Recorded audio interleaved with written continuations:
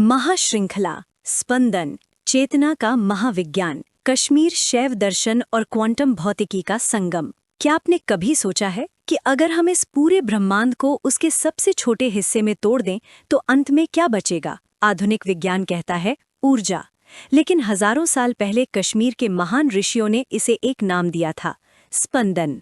आज की ये महाश्रृंखला सिर्फ एक वीडियो नहीं है, बल्कि आपके अस्तित्व के सोर्स कोड की डिकोडिंग है। हम कश्मीर शैव दर्शन के अद्भुत ग्रंथ स्पंदन कारिका की यात्रा करेंगे और देखेंगे कि कैसे आधुनिक क्वांटम फील्ड थियरी आज उसी सत्य को दोहरा रही है जिसे हमारे पूर्वजों ने युगों पहले अनुभव कर लिया था। सावधान, ये ज्ञान गहरा है और एक दूसरे से जुड़ा हुआ है। यदि आप बीच में छोड़कर जाएंगे तो आप सिर्फ जानकारी लेकर जाएंगे, ज्ञान नहीं। पूर्ण रूपांतरण के लिए इस वीडियो के हर अध्याय को अंत तक देखना अनिवार्य है। आज आप सीखेंगे अध्याय 1, स्पंदन क्या है और MIT की रिसर्च इसे ब्रह्मांड की धड़कन क्यों मानती है।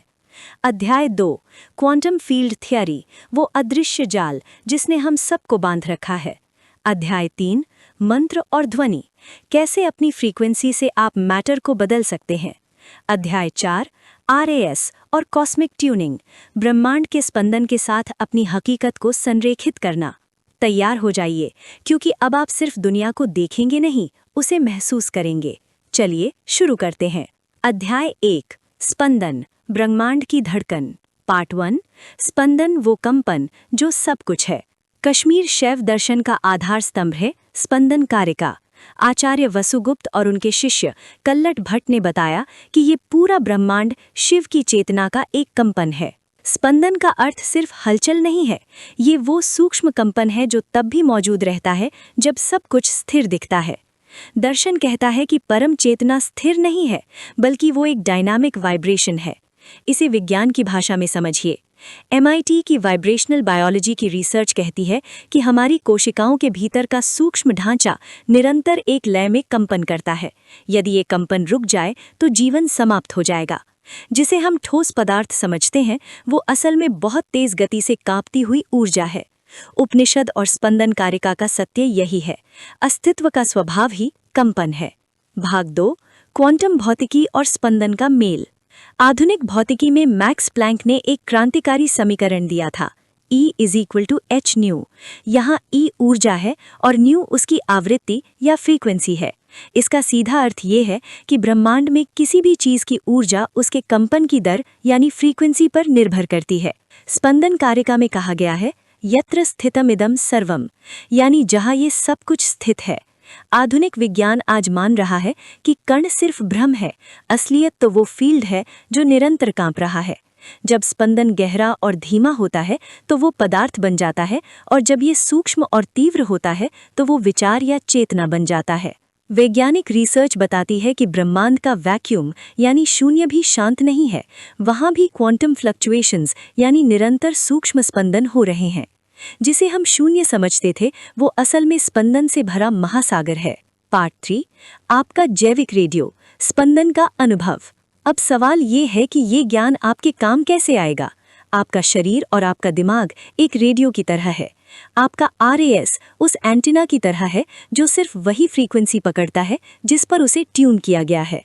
अगर आपके भीतर का स्पंदन डर, चिंता या कमी यानी स्कार्सिटी का है तो आप ब्रह्मांड के उसी स्पंदन के साथ जुड़ेंगे। लेकिन यदि आप अपनी चेतना को स्पंदन कारिका के सूत्रों के माध्यम से उच्च फ्रीक्वेंसी पर ले जाते हैं तो आप उस यूनिवर्सल फील्ड से जानकारी और ऊर्जा खींच सकते हैं जिसे लोग चमत्कार कहते हैं। अध्याय 1 का सार ये है, आप एक भौतिक शरीर नहीं है, आप चेतना का एक स्पंदन है जो इस भौतिक जगत में अनुभव ले रहा है। अपनी इस कंपन करने वाली प्रकृति को पहचानना ही शक्ति की पहली सीढ़ी है। अध्याय 1 का निष्कर्ष और आगे की राह। आज हमने समझा कि सब कुछ एक स्पंदन यानी वाइब्रेशन है, लेकिन ये स्पंदन कहाँ हो रहा है? वो क्या चीज़ है जो हमें एक दूसरे से और पूरे ब्रह्मांड से जोड़ती है? यहाँ विज्ञान का सबसे आधुनिक और जटिल सिद्धांत आता है, क्वांटम फील्ड थियरी।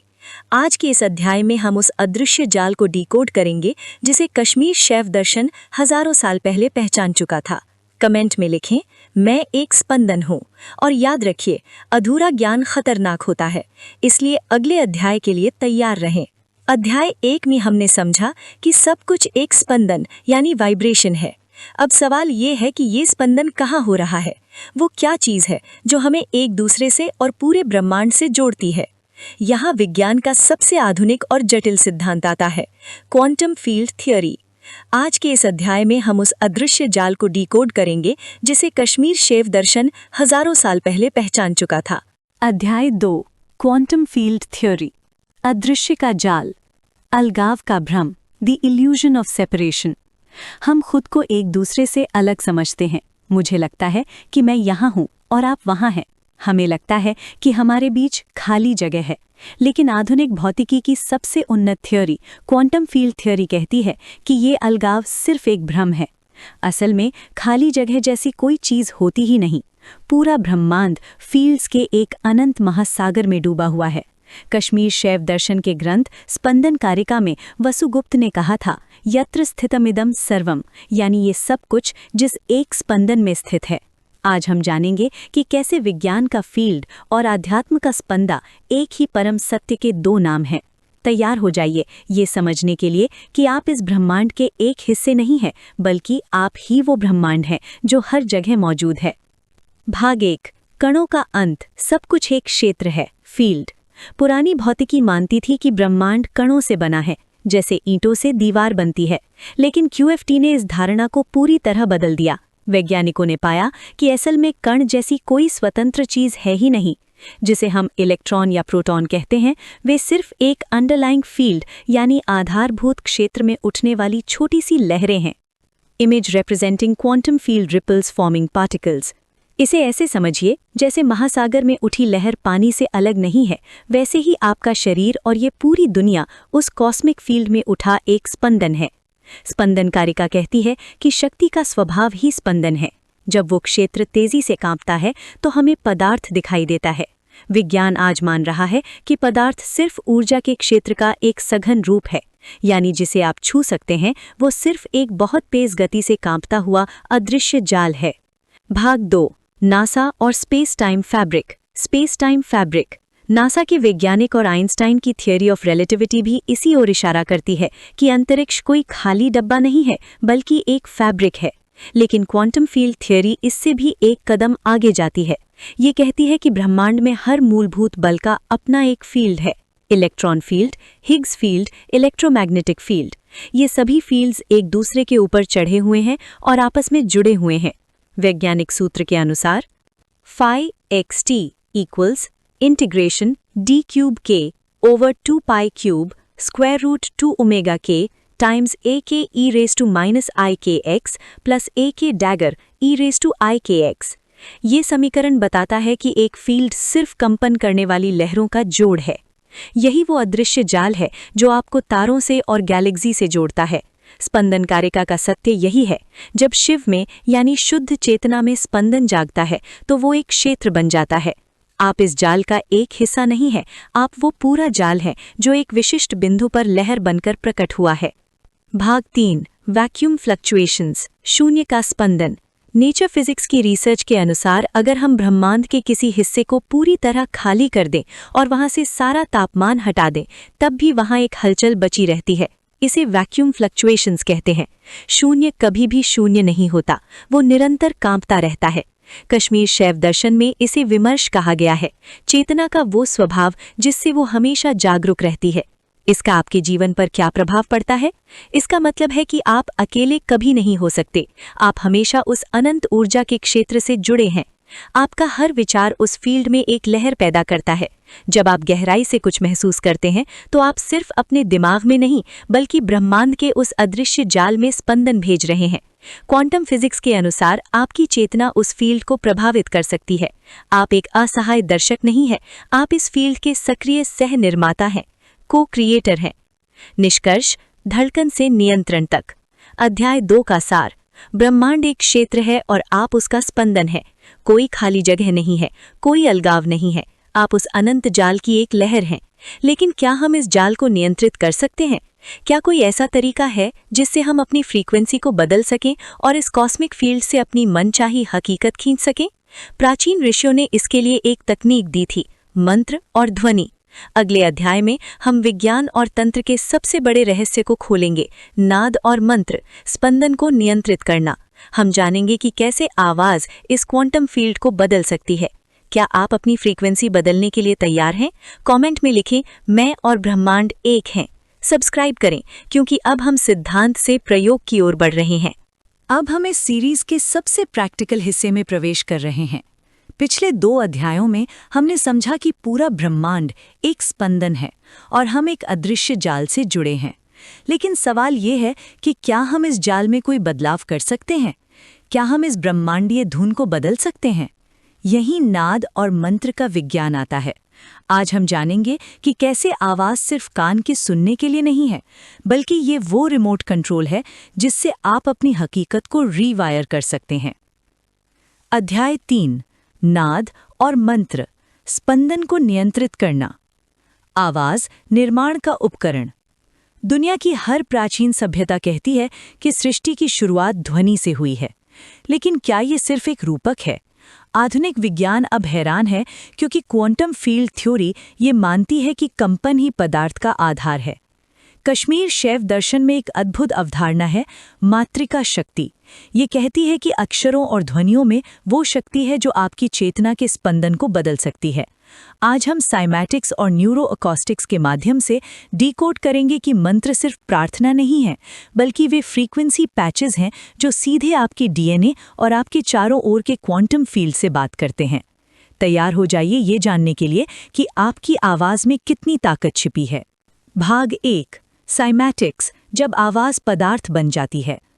1960 के दशक में डॉक्टर हंस जेनी ने एक अद्भुत प्रयोग किया जिसे साइमैटिक्स कहा गया।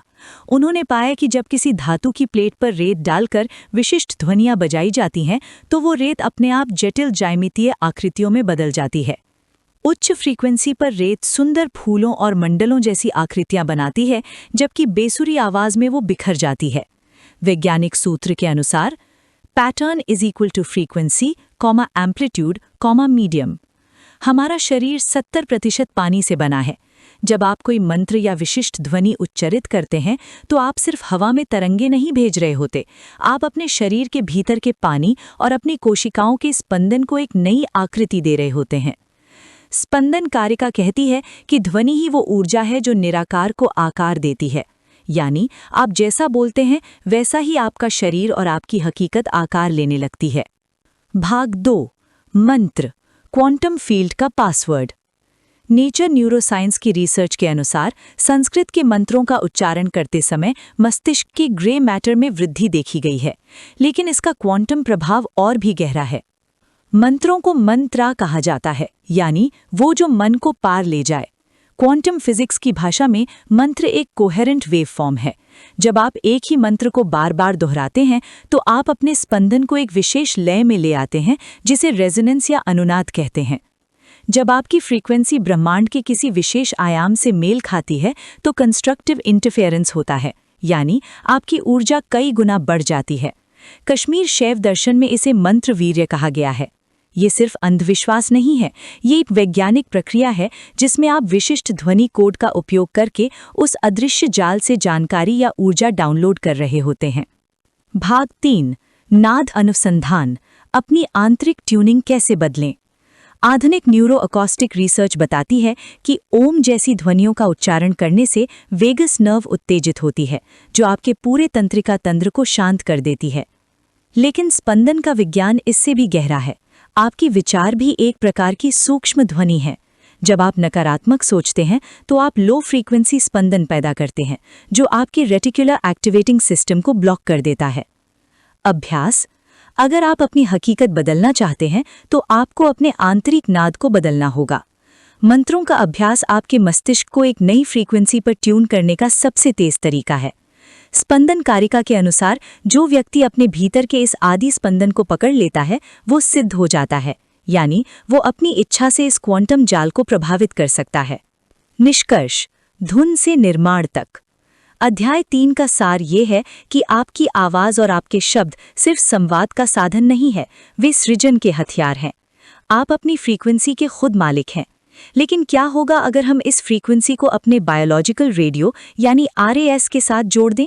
हम कैसे ब्रह्मांड के इस विशाल संगीत के साथ अपनी पर्सनल ट्यूनिंग सेट कर सकते हैं कि सफलता अपने आप हमारी ओर खींची चली आए। अगले और अंतिम अध्याय में हम इस महायात्रा को पूरा करेंगे। आरएएस और कॉस्मिक ट्यूनिंग, हकीकत का निर्माण। हम सीखेंगे उस अंतिम तकनीक को जिससे आप ब्रह्मांड के स्पंदन के साथ एक हो जाएंगे। क्या आप अपनी ट्यूनिंग बदलने के लिए तैयार हैं? कमेंट में लिखें, मैं अपनी फ्रीक्वेंसी बदल रहा हूं। सब्सक्राइब करें, क्योंकि अब हम उस रहस्य की ओर बढ़ रहे हैं जहां सोच हकीकत बन जाती है। अब हम इस महायात्रा के अंतिम और सबसे महत्वपूर्ण शिखर पर पहुंच गए हैं। पिछले 3 अध्यायों में हमने ब्रह्मांड के स्पंदन को समझा, अदृश्य जाल को देखा और मंत्रों की शक्ति को जाना। लेकिन ये सब बेकार है यदि आपका अपना शरीर और मस्तिष्क उस ब्रह्मांडीय धुन को पकड़ने के लिए तैयार न हो। अध्याय 4, आरएएस और कॉस्मिक ट्यूनिंग, हकीकत का निर्माण। आपका आंतरिक रेडियो।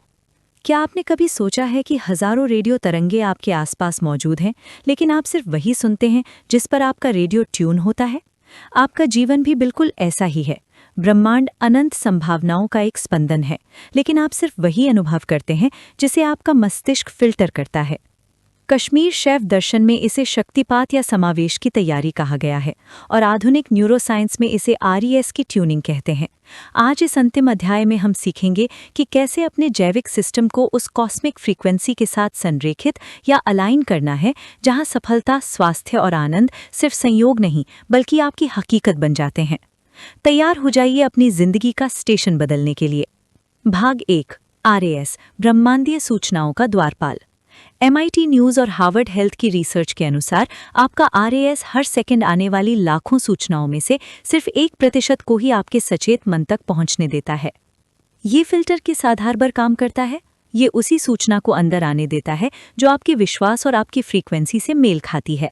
यदि आपका आंतरिक स्पंदन अभाव या डर का है, तो आपका आरएएस ब्रह्मांड के उस अनंत जाल यानी क्वांटम फील्ड से सिर्फ वही अवसर ढूंढेगा जो आपके डर को सच साबित करें। स्पंदन कारिका का सूत्र कहता है, यथा अर्थो न विना ज्ञानम, यानी जब तक आप अपने आंतरिक फिल्टर को नहीं बदलते, ब्रह्मांड का स्पंदन आपके लिए सिर्फ शोर बना रहेगा, संगीत नहीं। भाग 2, रेजोनेंस, जब आप और ब्रह्मांड एक होते हैं। भौतिकी में एक अद्भुत सिद्धांत है जिसे रेजोनेंस या अनुनाद कहते हैं। जब 2 वस्तुओं की प्राकृतिक आवृत्ति मिल जाती है तो उनकी ऊर्जा कई गुना बढ़ जाती है। वैज्ञानिक समीकरण के अनुसार amplitude max is proportional to 1/f internal minus f external. जहां आंतरिक और बाहरी फ्रीक्वेंसी का अंतर जितना कम होगा, ऊर्जा उतनी ही प्रचंड होगी। कश्मीर शैव दर्शन में इसे स्पंदन सिद्धि कहा गया है। जब आप अपनी चेतना को मंत्र, ध्यान और गहरी कृतज्ञता के माध्यम से ब्रह्मांड के आदि स्पंदन के साथ जोड़ देते हैं, तो आपका आरएएस सुपरपोजिशन की स्थिति में आ जाता है। अब आप सिर्फ वही चीजें देखते, सुनते और आकर्षित करते हैं जो ब्रह्मांड की उच्च फ्रीक्वेंसी पर स्थित हैं। इसे ही लोग सौभाग्य या मैनिफेस्टेशन कहते हैं, जबकि ये शुद्ध क्वांटम ट्यूनिंग है। भाग 3, कॉस्मिक ट्यूनिंग का अभ्यास, 3 स्टेप प्रोटोकॉल। इस महाश्रृंखला के समापन पर मैं आपको वो अंतिम तकनीक दे रहा हूं जिससे आप अपनी हकीकत का निर्माण करेंगे। 1, स्पंदन का चुनाव, इंटेंशन। सुबह उठते ही तय करें कि आज आपकी फ्रीक्वेंसी क्या होगी। मैं समृद्ध हूं, ये सिर्फ शब्द नहीं, एक स्पंदन होना चाहिए। 2, नाद अनुसंधान, वाइब्रेशन चेक। दिन भर में अपनी भावनाओं पर नजर रखें। यदि आप नीचे गिर रहे हैं तो तुरंत किसी मंत्र या ओम के उच्चारण से अपनी फ्रीक्वेंसी को वापस ट्यून करें। 3, शून्य में विसर्जन, द वॉइड सरेंडर। रात को सोने से पहले अपनी पहचान को उस क्वांटम फील्ड में छोड़ दें, जैसा कि हमने आइडेंटिटी कोलैप्स में सीखा था। जब आप अपने आरएएस को ये ट्रेनिंग देते हैं तो आप उस स्पंदन के स्वामी बन जाते हैं जिसने इस पूरी सृष्टि को रचा है। अब आप लहर नहीं, आप वो महासागर बन चुके हैं जो अपनी इच्छा से लहरें पैदा कर सकता है। महासमापन, चेतना की नई सुबह। दोस्तों, स्पंदन चेतना का महाविज्ञान की ये यात्रा यहाँ समाप्त होती है। हमने जाना कि अध्याय 1, सब कुछ एक कंपन है। अध्याय 2, हम एक अदृश्य क्वांटम जाल से जुड़े हैं। अध्याय 3, मंत्र और ध्वनि हमारे स्पंदन के रिमोट कंट्रोल हैं। अध्याय 4, और हमारा आरएएस वो रेडियो है जो हमारी हकीकत को ट्यून करता है। याद रखिए, आप इस ब्रह्मांड में सिर्फ रहने के लिए नहीं आए हैं, आप इसे महसूस करने और इसे बनाने के लिए आए हैं। आपके भीतर वही स्पंदन है जो ध्रुव तारे में है, वही ऊर्जा है जो सूर्य के केंद्र में है। अपनी फ्रीक्वेंसी को पहचानिए, अपने स्पंदन को ऊंचा उठाइए। कमेंट में लिखें, मैं ब्रह्मांड का स्पंदन हूँ। इस ज्ञान को उन लोगों तक पहुँचाएं जो अपनी धुन भूल चुके हैं। सब्सक्राइब करें क्योंकि हमारी अगली यात्रा और भी रहस्यमयी होने वाली है। मैं हूं आपका दोस्त और अब समय है अपनी उच्च फ्रीक्वेंसी में जीने का। जागरूक रहें, स्पंदित रहें। जय हिंद, जय भारत।